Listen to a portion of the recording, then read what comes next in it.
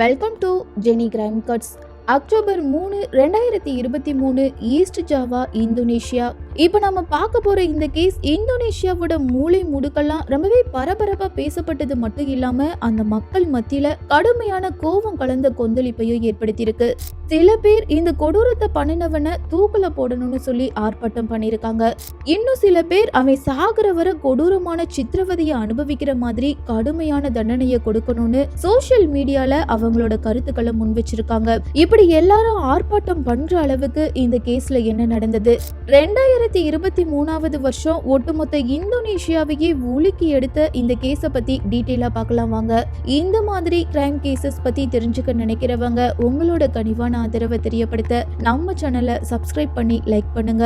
நீங்க தர்ற ஒவ்வொரு லைக்கும் தான் உங்களோட ஆதரவை எங்களுக்கு தெரியப்படுத்தும். ஸோ எல்லாரும் மறக்காம வீடியோக்கு லைக் பண்ணி சப்ஸ்கிரைப் பண்ணுங்க.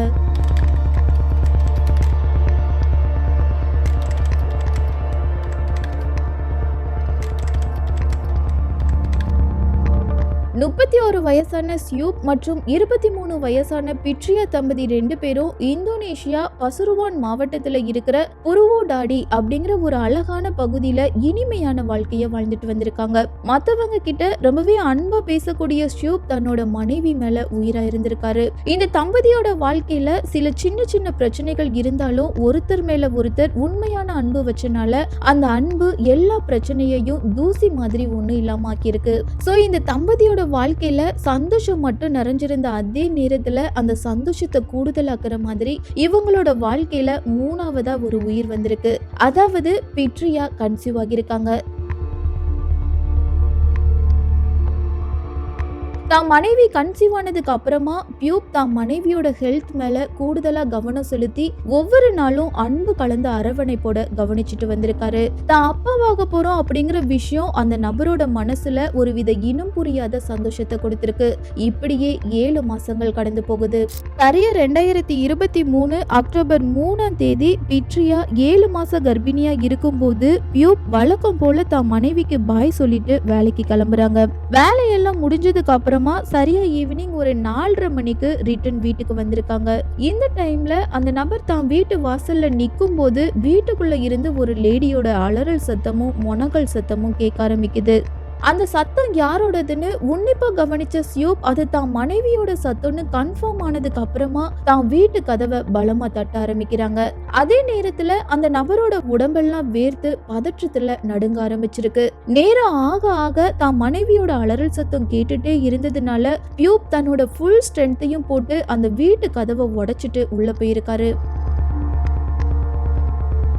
இப்படி வீட்டுக்குள்ள நுழைஞ்சதும் தான் மனைவிய ஒவ்வொரு இடமா தேடின அவருக்கு பயங்கர அதிர்ச்சி கொடுக்கிற மாதிரி அந்த வீட்டு பெட்ரூம்ல இருந்த பெட் ஃபுல்லா ரத்தமா இருந்திருக்கு. கண்ணு மொழியெல்லாம் மேல போய் கடைசி மூச்சுக்காக போராடிட்டு இருந்த தன்னோட கர்ப்பிணி மனைவிய பார்த்ததும் ஒரு நிமிஷம் உறைஞ்சு போன அவரு கத்தி அழுதுகிட்டே பிட்ரியாவை தூக்கிட்டு வெளியில ஓடி வந்திருக்காரு. அக்கம் பக்கத்துல இருக்கிற சில பேர் இந்த பயங்கர காட்சியை பார்த்து ஒரு நிமிஷம் பயந்து போனாலும் உடனடியா பிட்ரியாவை ஹாஸ்பிட்டல்ல அட்மிட் பண்றதுக்காக உதவி பண்ணிருக்காங்க. எல்லாரும் தாய் சேய் இப்படின்னு அந்த 2 உயிரை காப்பாத்த போராடினாலும் ஹாஸ்பிட்டல்ல அட்மிட் பண்றதுக்கு முன்னாடியே பிட்ரியாவும் அந்த 7 மாச குழந்தையும் இந்த உலகத்தை விட்டு பிரிஞ்சு போயிருக்காங்க. இப்போ இந்த விஷயம் காட்டு தீயை விட வேகமா பரவ ஆரம்பிச்சதும் சம்பவ இடத்துக்கு வந்த போலீஸ் அவங்களோட வழக்கமான இன்வெஸ்டிகேஷனை ஸ்டார்ட் பண்ணிருக்காங்க. பிட்ரியாவோட வீடு உள் பக்கமா லாக்ல இருக்கும் போதுதான் இந்த பயங்கரம் நடந்திருக்கு. சோ பிட்ரியாவை தவிர அந்த வீட்டுக்குள்ள வேற ஏதோ ஒரு மர்ம நபர் நுழைஞ்சிருக்கணும், இல்லனா அந்த வீட்டுல உள்ள யாரோ ஒரு நபர் தான் இந்த கொலைய பண்ணிருக்கணும்னு யூகிச்ச போலீஸ் அந்த கர்ப்பிணியோட ஹஸ்பண்ட் கிட்ட உங்களுக்கு யார் மேலேயாவது சந்தேகம் இருக்கான்னு கேட்டது மட்டும் இல்லாம சம்பவம் அப்போ உங்க வீட்டுல யார் யாரெல்லாம் இருந்தாங்க அப்படிங்கிற இன்னொரு கேள்வியையும் கேக்குறாங்க. இந்த கேள்விக்கு சியூப் என்ன சொல்றாங்கன்னா, சரியா அக்டோபர் 3ஆம் தேதி காலையில நான் வேலைக்கு போனதுக்கு அப்புறமா என்னோட வீட்ல என்னோட ஒய்ஃபும் என்னோட அப்பாவும் தான் இருந்தாங்க. ஆனா என்னோட அப்பா பிட்ரியாவை கொலை பண்ணிருக்க வாய்ப்பில்லை, ஏன்னா அவங்க 2 பேருக்கும் இடையில எந்த ஒரு சண்டையும் வந்ததில்லைன்னு சொல்லி முடிக்கிறாங்க. அதுக்கு போலீஸ் சரி ஓகே, உங்க அப்பா இந்த கொடூர கொலைய பண்ணிருக்க வாய்ப்பு இல்லைன்னா இப்ப அவரை எங்கன்னு கேட்கும் போதுதான் அந்த நபர் தலைமறைவான விஷயம் தெரிய வருது. அந்த நபர் தப்பு பண்ணலனா எதுக்காக தலைமறைவாகணும்னு திங்க் பண்ணின போலீஸோட சந்தேக பார்வை பிட்ரியாவோட மாமனார் பக்கம் திரும்பி இருக்கு. சோ தலைமறைவா இருந்த அந்த நபரோட போட்டோவை வாங்கின போலீஸ் எல்லா லோக்கல் போலீஸ் ஸ்டேஷனுக்கும் அந்த போட்டோவை அனுப்பி தேட சொல்லியிருக்காங்க. பலகட்ட தேடுதலுக்கு அப்புறம் ஒரு இடத்துல பதுங்கி இருந்த அந்த நபரை கண்டுபிடிச்சு சந்தேகத்தின் அடிப்படையில கிடுக்கு பிடியா விசாரிக்கும் போதுதான் சம்பவம் அன்னைக்கு அந்த 7 மாச கர்ப்பிணிக்கு நடந்த எல்லா கொடுமையும் ஒண்ணா வெளிச்சத்துக்கு வந்திருக்கு. 52 வயசான கொய்ரி தன்னோட மனைவி இறந்து போனதுக்கு அப்புறமா தன்னோட மகன் சியூப் கூட வாழ்ந்துட்டு வந்திருக்காங்க. சோ அந்த வீட்டுல இந்த தம்பதி உட்பட 52 வயசான கொய்ரி இப்படின்னு அந்த 3 பேர் மட்டும்தான் இருந்திருக்காங்க.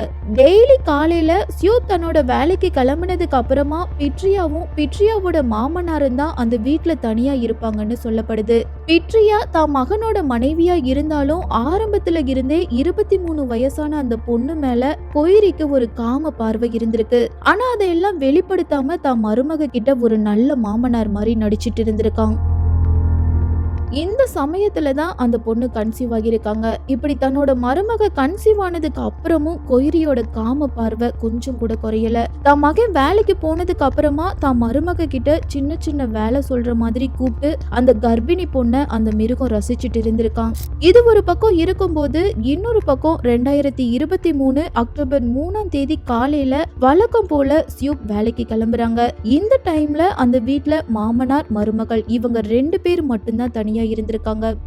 இவ்வளோ நாளா தன்னோட மருமகளை பார்வையாலேயே தின்னுட்டு இருந்த கொய்ரி ஈவினிங் டைம்ல தான் வீட்டோட மெயின் டோரை உள் பக்கமா லாக் பண்ணிட்டு 7 மாச கர்ப்பிணியான பிட்ரியா ரூம்க்கு போயிருக்கான்.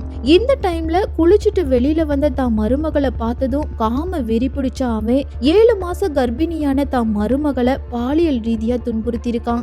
இந்த செகண்ட் தன்னை சுத்தி என்ன நடக்குதுன்னு தெரியாத பிட்ரியா என்னை விட்டுருங்க மாமான்னு சொல்லிக்கிட்டே பயத்துல அழுக ஆரம்பிக்கிறாங்க. இப்போ அங்கிருந்த கொய்ரி தான் மருமகளை பலமா அடிச்சது மட்டும் இல்லாம வலுக்கட்டாயமா பெட்ல இழுத்து போட்டு க்ளோஸா இருக்க ட்ரை பண்ணும் போது பிட்ரியா பயத்துல சத்தம் போட்டு அழுதுருக்காங்க. இப்போ பிட்ரியாவோட அழுக சத்தத்தை கேட்டதும் கொய்ரிக்கு திடீர்னு பயம் வந்திருக்கு.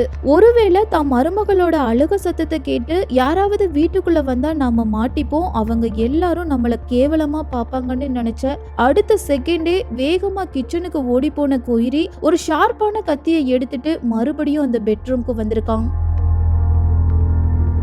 பிட்ரியாவோட வயித்துல அடிபட்டனால அந்த பொண்ணு எந்திரிக்க முடியாம பெட்ல படுத்துட்டு இருந்த அதே டைம்ல இந்த விஷயம் வெளியில தெரிஞ்சிடக்கூடாது அப்படிங்கிறதுக்காக தன்னோட பேர குழந்தைய வயித்துல சுமக்கிற அந்த பொண்ணோட கழுத்தை இறக்கமே இல்லாம கொடூரமா அறுத்து போட்டிருக்கான். கிட்டத்தட்ட பிட்ரியாவோட கழுத்துல 13 சென்டிமீட்டர் நீளத்துல வெட்டுக்காயம் இருந்ததா சொல்லப்படுது. சொல்ல போனா அந்த பொண்ணோட தொண்டையே கிழிஞ்ச மாதிரி இருந்திருக்கு.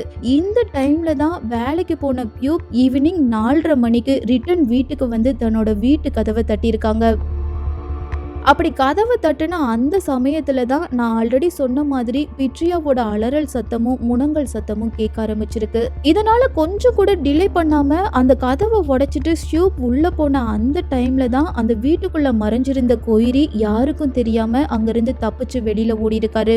ஃபைனலா தலைமறைவா இருந்த கொய்ரி தான் கில்லர்னு கன்ஃபார்ம் ஆனதுக்கு அப்புறமா இந்தோனேஷியா போலீஸ் அந்த நபரை அரெஸ்ட் பண்ணி ஜெயில அடைச்சிருக்காங்க. ஒரு மாமனாரே தன்னோட 7 மாச கர்ப்பிணி மருமக கிட்ட பாலியல் அத்துமீறல்ல ஈடுபட்டு கொடூரமா கொலை பண்ணின இந்த விஷயம் மக்கள் மத்தியில கடுமையான சீற்றத்தை ஏற்படுத்தியிருக்கு. சில பேர் 52 வயசான கொய்ரி பண்ணின இந்த கேவலமான செயலுக்கு கேஸ்ட்ரேஷன் தண்டனை கொடுக்கணும், அதாவது ஆண்மை நீக்க தண்டனை கொடுக்கணும்னு சொல்லி அவங்களோட ஆதங்கத்தை வெளிப்படுத்தி இருக்காங்க. பொண்ணுங்க கிட்ட தப்பா நடக்கிற ஒவ்வொருத்தருக்கும் அரசாங்கம் கடுமையான தண்டனை கொடுத்தா மட்டும்தான் கொய்ரி மாதிரியான இந்த காம பேய்கள் இந்த மாதிரியான அட்டூழியத்தை பண்ண கொஞ்சமாவது பயப்படுவாங்க. ஃபைனலா இந்த கேஸ பத்தி நீங்க என்ன சொல்ல விரும்புறீங்க அப்படிங்கிற உங்களோட கருத்துக்களை மறக்காம கமெண்ட்ல பதிவு பண்ணுங்க. அப்படியே இதுவரை வீடியோக்கு லைக் பண்ணாதவங்க மறக்காம வீடியோக்கு லைக் பண்ணி சப்ஸ்கிரைப் பண்ணுங்க. இதே மாதிரி இன்னொரு கிரைம் கட்ஸோட வேறொரு வீடியோல உங்களை சந்திக்கிறேன்.